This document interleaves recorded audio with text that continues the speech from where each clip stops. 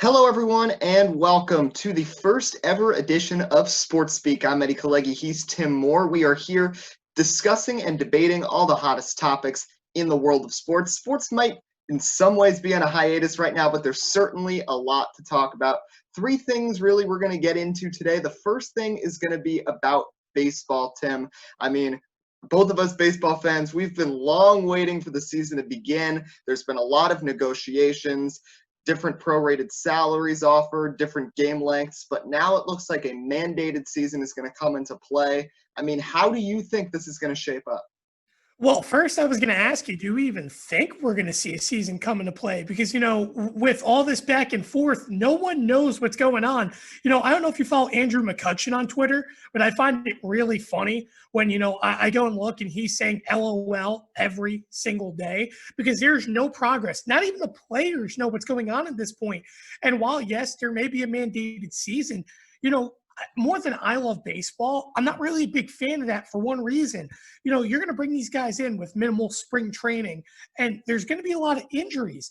And, the big thing about late injuries, especially in the fall, is that if you have a guy that has Tommy John, for example, you will miss them for the entirety of the following season as well. So to me, I know Major League Baseball needs to come back, but at the same time, I feel like the players are doing the right thing, standing out at this point, getting what they need and not playing. I think Major League Baseball can last a year without playing to an extent because these players need to stay healthy. I think it's even more of a risk to bring them back, if they don't start by July. Yeah, I do agree on that point. I mean, It's interesting, though, how the cycle has gone. Every week, it seems there's a new offer from baseball with a different level of prorated salary that progressively gets higher, and the amount of games progressively gets lower, and the MLBPA says no. But like you said, the risk of injury definitely is there, especially in a shortened season. And also, the thing that I've been thinking about is the asterisks on any sort of award that comes in a 48 game season. If someone, a DJ LeMahieu, a Jeff McNeil, a Christian Yelich hits 400, when you see the big asterisk, hey, they only played 48, 54 games, it's going to be very difficult. I want to ask you, if they come back, do you think there will be any sort of awards this season given out or what? I think it's really hard in this scenario, Eddie, because last year you mentioned DJ LeMahieu as a big one. He was batting what, 370, 380 through the first 50 games last year. Mhm. So I think it's really hard because it's a short span, almost like a postseason, for the rest of the year. I don't like it either because to me, you can't crown a real champion. Because let's be honest, last year, the Yankees were the dominant team throughout the first half of the season on the AL side. Then on the NL side, obviously, it was the Dodgers, for throughout most of the season. But then you looked at it, the Nationals, they came out of nowhere until after the All-Star break. They were just kind of average, sitting around 500. In this scenario, you don't crown a team a champion like that. So I really think that if they're going to put an emphasis on 52 games, it's not going to be beneficial because you're not going to see teams that are really good in the late coming because there's going to be no breaks. That's the other thing. How many off days are these guys going to have? They're going to probably have at least maybe 2 or 3, because at times in what the regular season looked like, guys would be playing at times 18 days in a row. So these players are going to be tired on top of it and expected to play for less than what they're worth. And there's been rumors about how they would try to get in more off days, but then you also start thinking about weather. If we get this thing started late July and you're still trying to get 50 regular season games on top of a postseason, what's going to happen with that? There's just a lot of variables going on here. And like you mentioned, I just want to say the Washington Nationals, 48 games through last season, which probably will be the length of this season. If it happens, 19-29 was their record, and they went on to win the World Series. So you talk about crowning the right champion, a team that gets off to a hot start. I was talking to my dad about this the other day, and he said how it's crazy to think if you win on opening day in that scenario, you already have a magic number to clinch your division of 47. It's going to be very difficult. It would be a different type of season. But in my opinion, I think they will get something going. But the other factor you also have to think about is if there's a second wave of coronavirus that comes up during this time, which we certainly hope doesn't happen, but there's just a lot of variables that have to fall into play. But it's pretty obvious the players not happy with any of the deals that have been offered by the Major League Baseball commissioners. Well, here's my question to you, Eddie. In that scenario with that many games, how do you work divisional play? Because on the regular schedule, you play double, if not triple, the amount of division games compared to obviously an interleague game, which is only two series at most, and cross division play. So to me, how do you enforce? Is it going to be majority division games and then one against the AL Central, AL West, and then your one NL series, or how are they going to work that? Because there's not many games to work with, and it's not a variety of an MLB schedule. So to me, that also makes it hard to, pick out a true division winner. Yeah, and I mean, that's some stuff that will probably come to light a little later on, but I feel like the biggest thing, I've heard rumors from Jeff Passan and from Ken Rosenthal about how they would realign the divisions more so, not just about American and National League, just to limit the amount of travel that these teams would have. But I think it would be very weird seeing, the Mets play the Yankees like 8 times. It's just very weird how the schedule would work out. I mean, this year is unlike any other, obviously, but I don't really know what's going to happen with that. I think that's the best way to do this, to try to limit the amount of travel. Obviously, the schedule would be very weird, and the American and National League in some ways would kind of get ignored, which would be unprecedented in the major leagues. But that's going to be very interesting to see. And the one thing I worry about is that they make this over convoluted with the postseason format, which we'll get into in a few minutes with the NBA. Because I've got some problems with the crazy 22 team situation that the NBA has proposed. But I think baseball's got to really be careful with how they do this, and at the same time, how they give players the amount of rest necessary, and also the amount of safety, because we still have this pandemic going on. Well, and that's what I was going to ask. With this 48 game system, I also think it's unfair in regards to how the postseason works out. Because, in my opinion, in this scenario, you have to add more teams. But at the same time, with the way things are going to work out, what would baseball be doing? They'd be almost playing in the start of November or December. I mean, they already agreed November baseball. Sure, we can work with it, but when you're playing into December, no one wants to be out in a baseball field. Me personally, my experience is playing fall ball. It's so windy come mid-November. I don't want to be on the diamond come December. Take my off days and work inside. Unless they're playing in domes, there's going to be nothing beneficial for these guys, playing into the early months of December for playoff games. Totally, and that leads me into my last question to you on this topic is, what do you think they would do with stadiums? Obviously, there's been talk about neutral sites. California Governor Gavin Newsom was very hesitant to have any sports at first, but has given the go-ahead. We know Arizona, Las Vegas. I mean, there's areas. What do you think they would do in terms of locations for these games? Well, to be honest, I think it first starts in terms of domes. Now, don't get me wrong. I hate going to Tropicana Field, but it's probably one of the safest places to be because let's be honest, no fans go to the games to begin with. But I mean, the way you look at it as well, you have to kind of isolate. And, you mentioned about the LA governor. I look here in New York. Let's be honest, with everything going on today in real life, we're not just going to have a second wave of coronavirus. Now we're going to have a third as well. So, these bigger cities have to worry. And I can't imagine a Major League Baseball starting the season new without big market teams, the Yankees, the Mets not being there, or, the Angels or any team that's critical in the West Coast, even here on the East Coast. So, I think in terms of ballparks, they're going to start going to places that have the numbers a little bit lower. But I also wouldn't be surprised, too, if they go out of the country, if the government allows them to, like, going to Toronto or going to other places that those numbers are already minimalized, because then it's a little bit more safer of an environment. But then the gaming schedule also comes into play, because if you're stacking teams like the NBA's plans are to put them in one location is not ideal, because then everyone's all together. Yeah, and then the other factor in that, and going to Canada, does Justin Trudeau want all these American athletes and people from the United States, where the situation's a lot worse, coming up into his country? So there's going to be a lot to discuss. But the next thing I want to move on to is a sport that has been able to get back going, and that is NASCAR. Me and Tim, both big NASCAR fans. And yesterday was an interesting race, the Dixie Vodka 400 at Homestead, Miami for the Cup Series. There was also an Xfinity race, the lower series, earlier in the day. The Cup race, so many lightning delays during the race, but they were able to get it going for a night race under the lights in Miami. And Tim, first of all, I just got to say, out of all the mile and a halves, I think Miami is my favorite out of all of them. It's interesting because Miami just has so many variables. I mean, what was it yesterday? 6 cars, 7 cars finished on the lead lap. But one thing I noticed too is that, Fox kind of jinxed Kevin Harvick talking about how he finished in the top 5 every single Miami race since he showed up to Stuart Haas. But that besides that point, it's the fact of how good this track is. It provides multi-groove racing. On top of it, it's a tire component. Some of the guys we saw Denny Hamlin dominate, go on to win that race. He was up there, but how about guys like Tyler Reddick? I mean, he's had a great rookie campaign. He's been dominant, coming out, finishing the top 5 and proving himself. Eric Almirola, he had a great day after a quiet season. But this track in particular allows a lot of guys that we don't typically see up in front at the regular 1.5-mile tracks to come here and show that, hey, I can preserve my race car. I can be, aggressive on the long run and produce, a really good race. And we saw that yesterday, not just with Denny Hamlin dominating, but even towards the end, Chase Elliott had a good little push. We'll talk about Joey Logano as well probably in a couple minutes. But, I mean, the way you look at it, this is one of the most unique racetracks that they'll ever see.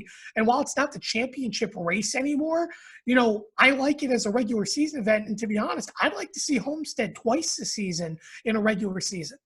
Yeah, I mean, personally, I was not too happy about Homestead Miami leaving as the championship race. I think ISM is now Phoenix again, but that's a very solid track. But I really thought Homestead was a great component and a great test to measure a true champion in this format. But I do want to talk about, you mentioned Joey Logano, and of course the thing that all the Chase Elliott fans are talking about is that move late in the race. Denny Hamlin, Chase Elliott battling for the lead with only a few laps to go, and the lapped car of Joey Logano, who frankly was not particularly happy with either of them from instances in the past, ended up he did put a block on Chase Elliott. I mean, I think we can say that pretty easily, and ultimately Chase Elliott got a little stuck behind him, and Hamlin ended up getting away and winning the race. What do you make of all that at the end of the race?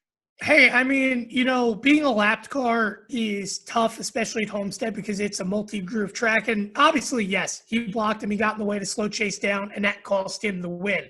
But I will say this. I'd much rather have him block Chase than wreck Chase.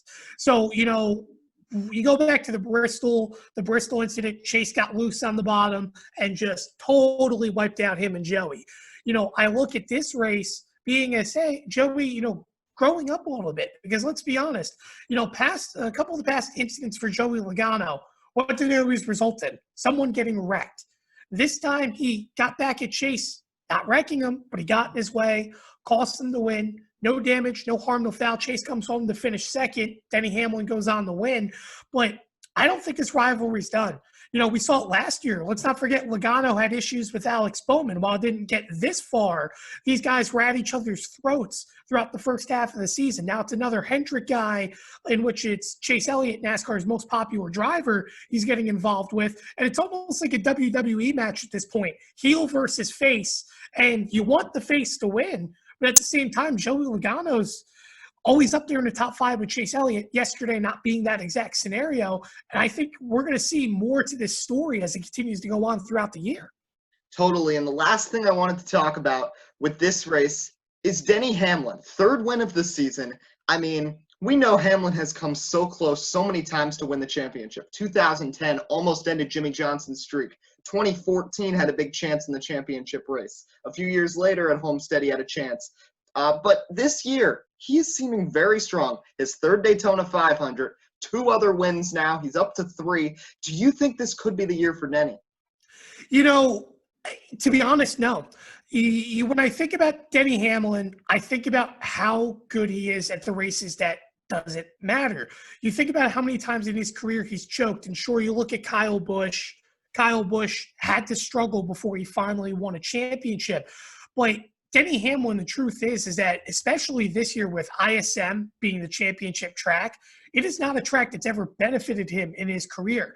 And I would love to, don't get me wrong, see Denny Hamlin win a championship, but it's just something about the 11 team that it's like it clicks early in the year, and then come chase time, it's a pit road issue. It's a cut down tire. Every year in the chase, he's had bad luck, and most of it has nothing to do with his fault. And it makes me want to feel, as a racing fan, that Denny Hamlin kind of does have that bad luck with him that carries over. I just don't think it's meant to be for Denny. While we're seeing this strong performance early on, I don't think he wins a championship. In my head this year, as weird as this sounds, it feels like a Hendrick championship this year. Really? And I know that sounds weird, but when you think about it, now I'm not saying it's going to be Jimmy Johnson. I'd love to see Jimmy Johnson walk away, but the way it's going around, we saw Logano win a title 2 years back. Now it went to Kyle Busch. It seems like NASCAR is a little bit of a cycle because we can't forget 4 years ago, Jimmy Johnson just won a title. And then what was it, 3 years or 4 years before that? That was also Jimmy Johnson's last title. So to me, it feels like Hendrick's back in the realm of things. It's not working out for Bowman where he's having fast race cars and then not getting the finishes he deserves because either a pop tire or something going wrong with the pit crew. And then you have Jimmy Johnson, who this was his first bad race of the season yesterday.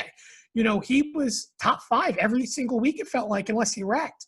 And Chase Elliott, he's competing for the win every single week. I think this is Chase's year. I think they have chances. Don't get me wrong. I think Chase Elliott, Alex Bowman, and maybe even Jimmy Johnson have a chance. But Brad Keselowski and Joey Logano have both been really strong for Penske. Ryan Blaney as well. I know he doesn't have a win yet, but once again, led so many laps last night at Homestead. He just hasn't been able to finish out a victory just yet. And don't count out Kevin Harvick. And as I mentioned, Denny Hamlin. And also, I know he doesn't have a win yet, but Kyle Busch is your defending champion. I know he's had a bit of a slow start to this year, but still a lot of factors and a lot of interest to watch for as we get further into the season. We're now 12 races in, and this Sunday, Talladega coming up. On our next show, we'll preview that Talladega race. But I want to get into the NBA now because about 2 or 3 weeks ago, the plan came out, and the first thing I want to talk about is the plan, which I think is just so complicated. 22 teams that you got, so you can get Zion Williamson there, but then you got the Kings, the Spurs, and then the whole thing that if you're within 4 games at the end of the 8-game regular season, you play a tiebreaker. Like this is so complicated for the average NBA fan. This has no place being put in place. Now, I look at the NHL. I can understand why you're revitalizing the season because you're missing a lot of teams.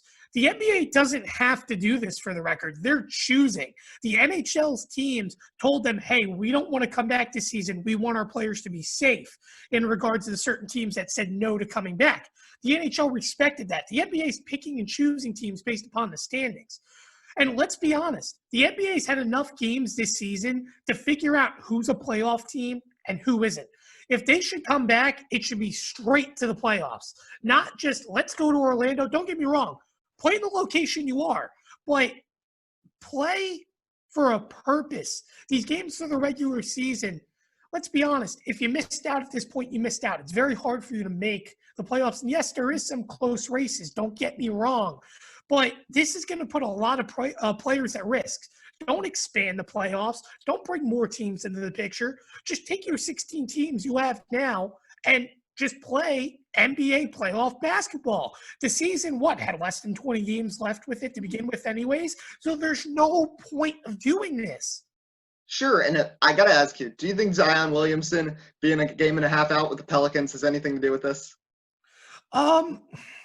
It could have a little bit to do. Let's be honest. I'd like to see Zion Williamson in the playoffs, especially after, missing most of the start of this year, dealing with the injury. And I really like Zion Williamson, but at the same time, that's a team that's still quote unquote rebuilding. So I would like to see the Pelicans come back next year and be a dominant force at the same time. But when I look at this scenario, I don't really know if the NBA pushes because you also talk about what's going on right now with how the players feel with, the Black Lives Matter movement. And it's a big deal because, to be honest, I also tend to relate with the players in regards to not wanting to go back. You look at 2 sports in particular, the NBA as well as the NFL that have a majority African-American population in terms of the sport. I think that teams should relate to that and, take what the players want because this is a big time in their lives, especially, this is not an easy time. And to speak up and have a chance, if they feel that's more important than basketball itself, quite frankly, I support it. I think that's a big deal. And I think that's interesting also because we're seeing a bit of a divide that's happened. Kyrie Irving hosted a conference of 87 players that all seem to be on the same page with him. But we've also heard on the other end, LeBron James has been outspoken and pretty adamant about how he still wants to play. We heard from Austin Rivers being very outspoken about wanting to play. So, I mean, what do you think the logistics are that we do see the NBA come back on July 30th? Well, it's kind of 50-50 because it's funny. You mentioned LeBron, for example. Well, why does LeBron want to come back and play? The Lakers have the best team they've seen in years since, Kobe was last with them, leading them to a championship. And now they have a chance to compete for an NBA title and arguably are the favorites. And you mentioned Austin Rivers as well. He's on a pretty solid competing team, if I'm not mistaken. So, I mean, the way you look at it, sure, come back, play basketball for those guys.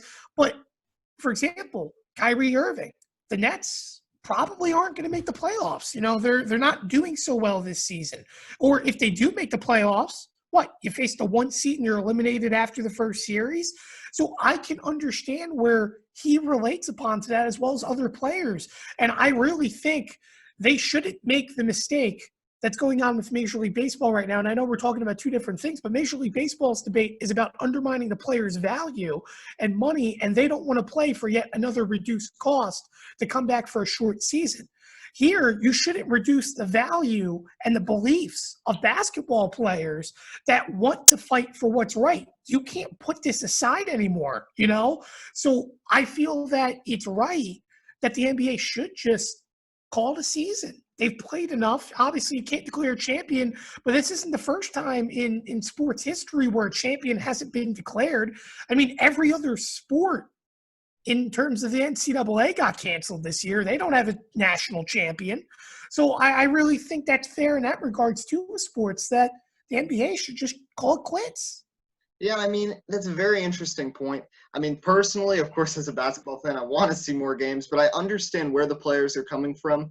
But I also understand the perspective from guys like LeBron James and Giannis Antetokounmpo that want to play because of this prospect of the championship, which is why I really think the best balance of this would be to heavily consolidate this thing, reduce the number of teams that are involved. I mean, you could even cut this down to 8 teams. You could have the top 4 seeds in each conference battle it out for the championship. I mean, I'm telling you, there's a lot of players. Kyrie Irving, for example, on the 8th-seeded Nets, they're not, even if he plays, they're not getting past Milwaukee in the first round. Let's be honest here. And I mean, I love Disney World, but let's be honest here. Do all these players want to spend 2 months basically in the All-Star Sports Resort at Disney World? I mean, when they have other things that they're concerned about, such as the Black Lives Matter movement, which is why I think they should have some sort of way to decide a champion, but I think the best way to do that would just be to consolidate this. Make this a 2-3 week thing, put 8 teams together, and get a champion. I think that's the best way to do this. I agree with that too, if that's the system that comes back, because you look on the East side, 6 teams were already clinched. The Nets sat at the 7 seed, the Magic was the 8 seed, and the Wizards were right there as well. But every other team after that was eliminated. Then you look on the West side, you had the Lakers, the Clippers, the Nuggets, the Jazz, and the Thunder and Rockets. They were all clinched. But then you had the Mavericks and the Grizzlies that were right there. Then the Trailblazers were about 3 games back with the Pelicans as well, trying to find their way back in. And I can't forget about the Kings as well. You had 3 teams that were 21 and a half games back off the top spot and 3.5 games out. But, I mean, again, you look at it, it's just, I don't know. I don't think it's beneficial to have those teams still come here in a time like this, especially because I also think that the COVID-19 numbers are going to pick back up as well, outside of what the NBA players believe. So you're putting them all together in Orlando. And the other thing to remember too about Orlando, and I'm not sure if you heard about this, but they're planning to open up their, everything in their area again. Disney World is getting ready to open up, but you're going to tell fans they can't attend games. But what's the odds these players are living around fans in a high population and people that want to go on vacation? So that's another risk as well. You have to put these players in secluded areas. And I feel like at this point, you're trying to make too much of an effort for something that doesn't really have that big of effect. That's why I agree with the players. Focus on what matters right now. You can make a difference in not just these players' lives, but the outcome of the world with the Black Lives Matter movement compared to who's the 2020 NBA champion. And I think there's always something that also gets lost in the shuffle right here. We've seen sports like NASCAR and golf make their return, but think about that when you're thinking about coronavirus as well. NASCAR, other than the pit crews, everybody's automatically social distanced when they're doing the sport. Golf, same thing. With basketball, that I'd argue, along with football, is one of the toughest to actually maintain that when you've got defense. I mean, guys sweating on each other. I mean, that's just how it works. I mean, that's got to be another concern here as well. And I like that you brought up about Disney World is saying that they're reopening July 15th. You look at the time frame, July 30th, you've got NBA action scheduled. So how would this even work out if you've got people there, you've got people on vacation, and the players that you're trying to keep away from other people? Well, there's going to be other people there in Disney World anyway. So there's, once again, like I said with baseball, there's so many variables that come into this, and both Rob Manfred and Adam Silver are going to be tasked with a lot of work to decide how they best do this, both for the safety of their players and for the values of their players. Well, another thing too, you mentioned about the safety of the players. Obviously, I mentioned about COVID-19, but the other thing as well is, how do you get players, especially that come from other countries that may have, traveled back home, to, travel back into the U.S. to get down to Orlando? That's a big thing as well with other sports. Look at Major League Baseball. A lot of the guys come from the Dominican Republic. A lot of them actually chose to not stay here in America. They opted to go back home. So I think that's another big issue as well in terms of sports, of how do you get these players healthfully across, keep them away from the public because they have to go through a quarantine period.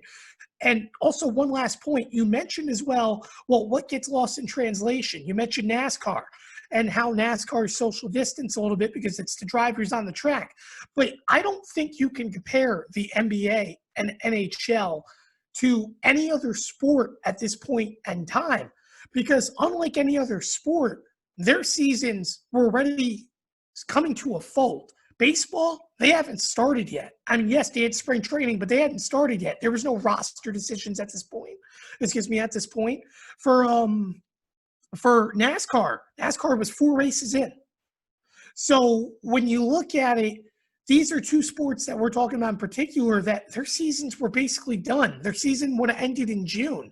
So I feel like there's no reason to try to extend a season for the NBA or the NHL when your season was basically coming to a fold, compared to these new sports that are trying to get their season to begin in the safest way possible. Yeah, I completely understand that. And it's going to be very interesting to see what's going to happen in these next couple weeks as these decisions continue to be made. Last segment we're going to do for today will be something we'll do every show at the end, and it's going to be some burning debate topics. I'm going to be 2 or 3 different topics for me and Tim to discuss and debate. And the number one thing that I did want to get into this, I mean, we're recording this at 2:30 in the afternoon today, so there could be news between now and when this premieres at 7 o'clock. But there's been rumors that the New York Yankees are the latest team that were involved in some sort of cheating scandal in, guess what, 2017, the year the Houston Astros garbage can jamboree was at its height. And you've heard it, it's pretty famous how Aaron Judge was being all outspoken, how upset he was that he didn't get the MVP, and Jose Altuve, who was cheating that season, did. But now we have this news about the Yankees. I mean, I think it's very interesting. I don't really know what to make of this. Obviously, the Astros, it was pretty proven when you could hear all the garbage can bangs and all the footage. But you never know. I mean, the Yankees were very good during that time, too. Maybe they engaged in some of this as well because, the 3 powerhouses of the last 5 years in the American League, the Red Sox, the Yankees, the Astros. You wonder if the Yankees, maybe they were involved in something like this as well. As a Yankees fan, I can't go quiet and say that, hey, the Yankees don't cheat. Because let's be honest, not to say the Yankees do cheat, but I feel like every team in Major League Baseball cheats to an extent. The matter is, we don't know if the Yankees are actually going to get this public, because according to the research, the documents came from the 2015-16 season in regards to what happened in the past. Then the 2017 season was its all new scenario. But it makes me want to think, Andy, what did the Yankees do? And you have to remember and I think I mentioned this to you the other day, what hurts this is this really undermines the current Yankees roster. Sure, there were some guys here back in 2017, in fact, probably most, but you have to remember who was manager. It was Joe Girardi. It wasn't Aaron Boone. Aaron Boone has a whole new system. So when you look at the 2017, 2015, 2016, 2017 Yankees, what do you do if you penalize people? If this is as major as it is, do you penalize, the manager of the Phillies right now, Joe Girardi? Who gets penalized in this scenario? That's what I really want to know. And if you're the Yankees that cheated, I'm sorry, shame on you as a Yankees fan. That's upsetting because I don't want to see teams cheat. But at the same time, is this a cover-up for Houston? Because it seems like everyone's talking about still the trash can banging, Houston cheating. All of a sudden now the Yankees pop into a scenario of something that happened 3 years ago. Why wasn't this found out 2 years ago? We found out about the Red Sox cheating with the watches. The Yankees had a cell phone incident as well, which was, I believe, referred to in the document back in 2016. They lost a draft pick for it. How come that was talked about, but this whole big thing wasn't talked about? That's what I don't understand. Yeah, and what I don't understand too, it's also coming from Barstool Sports, and it's a speculation, and we don't really know everything 100% for sure, but there's also been these rumors that Rob Manfred was engaged in this. This just feels like a very convoluted thing, but obviously, it's like you said, it's hard to penalize the people. The Philadelphia Phillies should not be subjected to losing their manager. That's not something that they personally did, and that would just be they'd be a victim of circumstance if something like that happened. But I'm going to move on to debate topic number 2. And we've been talking about the MLB and the NBA trying to start their seasons. But now there's a whole other thing with the NFL, and that involves some news from the last couple of hours that Bleacher Report first reported that a few Cowboys and Texans players have tested positive for coronavirus, and one of them is Ezekiel Elliott. So what makes me wonder, will the NFL, who are scheduled to start training camp in 5 weeks, will they be able to even start on time? The answer is no. I think that's an obvious no. And the reason why, again, is I don't think coronavirus is slowing down anytime soon. We're in the second of what is now to be 3 waves, and things are starting to come up. Here in New York, personally, I don't feel safe walking outside still because there's just so much of a threat of catching it. I personally live in a town here in Austin that has over 1,200 plus cases alone. And we only have a population of 10,000. So think about that. But when you look at it, I don't think the NFL is going to start on time. They opened up their version of spring training, no pads, going out and throwing. Well, guess what? That's where players caught coronavirus in this case, all working together. So now you have these Cowboys with it. You have Texans players with it. I can't wait to see what happens with the New York players because they've been, quietly in their own facilities in New Jersey. But guess what? They're a big population for it as well. I don't think the NFL should rush into this because I don't think this pandemic is going away anytime soon. And quite frankly, I think you're going to hurt a lot more players because a football team is a lot bigger than any other team that we talk about in terms of sports because you have to roster 53 guys. And when you go to training camp, you roster 90. Yeah, that's going to be very interesting to see. And I understand completely what you're saying. New York, we've had so many cases in this area. I live in Metuchen, New Jersey. It's not as bad as your city, as we only have 140 cases, and we've got like a population of about 14,000. But still, I'm nervous whenever I go outside. I wear the mask, the whole 9 yards. It's very nerve-wracking. And like I said with my earlier argument with the NBA, the only sport that tops that in terms of the amount of contact, it seems, is the NFL. So that's why you got to be very careful. Last thing I do want to do is a little bit of a debate is the NBA, hypothetically, if we get that going, but even going back on the data from earlier in the season, obviously one of the most popular topics is to debate which Los Angeles team is better, the Lakers or the Clippers. Tim, I'm going to let you start. I'm going to start with the Lakers. I think you have the king out of LeBron James, who is a dominant force. Add on Anthony Davis, someone that LeBron's wanted to play with for a long time, and you have a winning combo. Now, sure, the question is, do the Lakers have the depth? I think they do. They've made some big moves. They've made some, big changes. And quite frankly, the difference from this LA team this year compared to last year is they're a much better defense. We always knew LA was good at scoring, but their defense was mystically bad, to say the least, the past few years. Now LeBron has a defense to back him up. He has people that are starting to slowly understand the system. I think they're a lot better than the Clippers. And not to say that the Clippers are worse. I mean, they're right there with the Lakers, but I think, the Lakers still own Staples Center. I mean, I don't know. I'm kind of hesitant. I'm going to be honest. I think the Clippers overall have the better team. LeBron James is the best player in the NBA. I know there's people who will debate that, but he is. However, I think the Clippers, and especially if we do get back going in a shortened season, just with only a few games, the Clippers, this would fall into their favor. Kawhi Leonard, who's been on his load management. Well, guess what? You've gotten 4 months of load management right now because of COVID-19. Paul George has gotten some time to recuperate. I mean, the two of them, Patrick Beverley is very underrated. And, he's the kind of guy who can get into other players' heads. I think he's very good at that.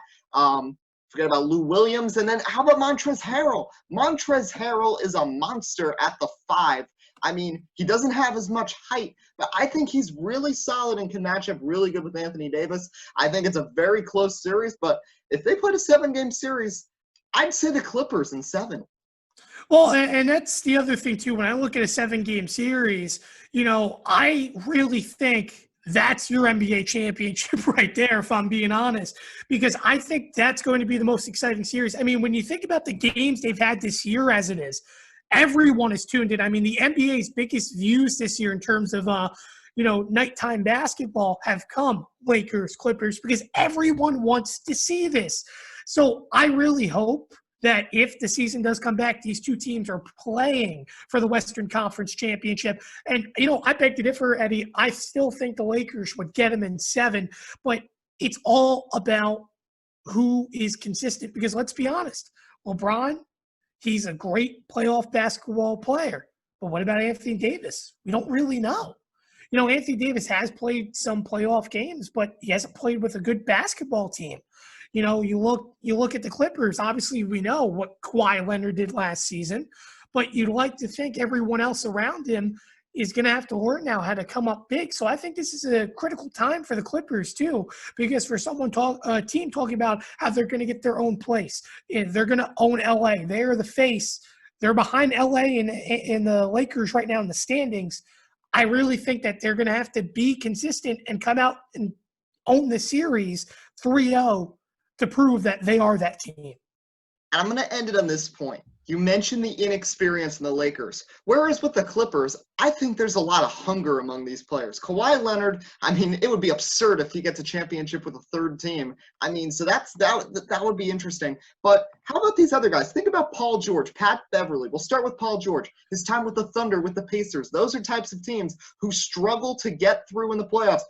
Paul George can't be happy about Damian Lillard making that shot to advance last year. And then his time with the Pacers when they couldn't get past Miami repeatedly, or then Cleveland. Or what about Pat Beverley? All those years on the Rockets when they'd come so close and just couldn't get past the Warriors. I think there's a lot of players that have experience, so that might help carry the Clippers, and just a lot of players that want to do really well. Well, that's going to just about wrap things up for the first ever edition of Sports Speak. Remember to give us a like and subscribe to our YouTube channel. Right now we're going to try for 2 episodes a week. We'll keep you posted on that. Thursday will be another discussion and debate show with me and Tim. And then next Monday, we're going to have our first guest. It will be Kyle Schultz, a player and commissioner of Major League Wiffle Ball. So stay tuned for that. Until then, I'm Eddie Kalegi. He's Tim Moore. We'll see you next time here on Sports Speak.